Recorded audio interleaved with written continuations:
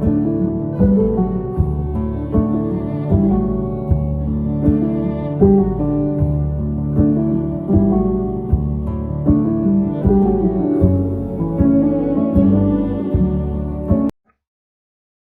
there everyone, hope you are doing well.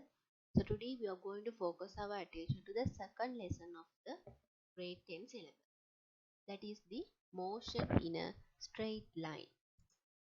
Okay, then let's move on with the lesson. Okay, so first we have to focus our attention what is distance and displacement. It is not the same. So here distance as I given, it is the complete length of the path between any two points. So between any two points, how much you walk forward, that is the distance. But displacement is the direct length between two points. Okay. So when you distance if you take, so if you want to go from point A to B, there might be several ways. But displacement is the direct length between those two points. Alright. So when you go forward, when you travel from point A to B and return from point B to A, the distance will be the double. If we say A to B, it is 15 meters. So from A you went to B and came to A again, the distance will be 100 meters because you travel twice among that point. But displacement is zero because here there is no any change of position. You have returned to the initial place, so the displacement is zero. So distance is having only a magnitude, no direction. So distance is a scalar quantity, but displacement is having a magnitude as well as a particular direction. So it is a vector quantity. You know there are two types of quantities, scalar quantity and vector quantity. Scalar quantity is having only a magnitude like distance, time, mass. Vector quantity is having a magnitude plus a direction. For example, weight, then velocity, displacement, acceleration, they are all vector quantities. Okay, let's move on. Okay, now we are focusing our attention to speed. The rate of change of distance is speed. Okay, you know the equation of speed, distance over time.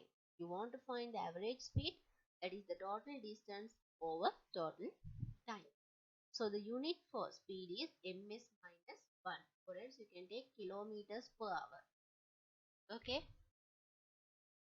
so the distance should be measured in meters and the time should be in seconds. So you can also calculate the speed in kilometers per hour. So speed is also a scalar quantity. It is having only the magnitude. Next we are focusing our attention to velocity. The rate of change of displacement is velocity. The equation for velocity is displacement over time. Okay, so mean velocity means you're adding the initial velocity plus final velocity and dividing by 2. That is how we are finding the mean velocity. So if you want to find the displacement with this equation, that is mean velocity over time, okay, the displacement or else the height. So here I have given a note.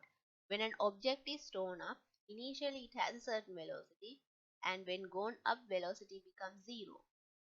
Again, when it falls down from the top, velocity increases gradually from 0 to the initial velocity. So this is actually mostly you can observe in the velocity time graph very clearly. When an object is thrown up, initially it will possess a velocity. When it goes to top, the velocity becomes 0, and then again when it is falling from top to down, the velocity increases. So the unit of velocity is ms minus 1. Okay, now we are focusing our attention to acceleration. The rate of change of velocity is acceleration. So change of velocity, that means gives the acceleration.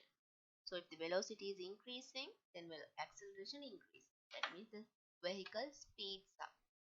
So as we know, acceleration depends on two factors, that is the force and the mass. So when you increase the force, acceleration increases. So force is directly proportional to the acceleration. Mass if you take, when it is increases, acceleration acceleration decrease. So mass and acceleration are inversely proportional. This is the Newton's second law. Okay. Acceleration equal to change of velocity over time. So change of velocity means the difference, final velocity minus initial velocity. The unit of acceleration is ms minus 2. ms minus 2. Now we are coming for the graph. Now here you can observe is the distance time graph, where the y-axis is the distance in meters and x-axis is the time in seconds. So the gradient of the distance time graph gives you the speed. Now if you take this variation of the graph, so this blue color part, that means this part is the uniform speed, where the object is moving forward in a uniform speed. So this flat path is you see the distance is not increasing. That means the following object has stopped the motion. So next one is again it is decreasing the speed. That means returning to the original position. So this is the distance time graph variation. So this is how you will get a graph most of the times. Okay. Next we are coming for displacement time graph. Here the y-axis is the displacement, x-axis is the time in seconds. So gradient of the displacement time graph gives you the velocity. So here if you take, so this part is the distance is increasing, the object is moving forward with a uniform velocity. This is uniform velocity. Then this flat path, again here the displacement is not increasing, so the object has stopped the motion. Again here the displacement is decreasing, that means moving to the original position, displacement is 0. Next we are coming for velocity time graphs. Okay, so here the y-axis is the velocity, x-axis is the time. So the gradient of a velocity time graph gives you the acceleration. So the area under the graph give you the displacement or the height. Now if you take this velocity time graph, here the velocity increases gradually. So this we call uniform acceleration. You know here change of velocity is taking place and this is uniform acceleration.